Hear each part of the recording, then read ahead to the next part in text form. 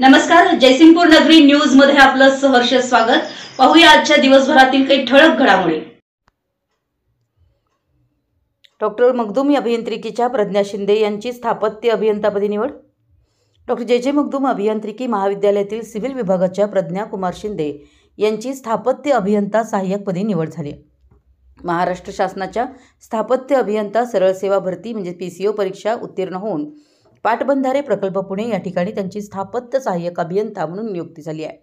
कुमारी प्रज्ञा ह्या डॉक्टर जे मखदूम महाविद्यालयाच्या विद्यार्थिनी असून आजपर्यंत महाविद्यालयाने केलेली मदत, उपलब्ध करून दिलेल्या सेवा सुविधा, ग्रंथालय, सिव्हिल विभाग प्रमुख व प्राध्यापकांच्या सहकार्याबद्दल प्रज्ञाने प्रशंसा व्यक्त करून कृतज्ञता व्यक्त केली आहे।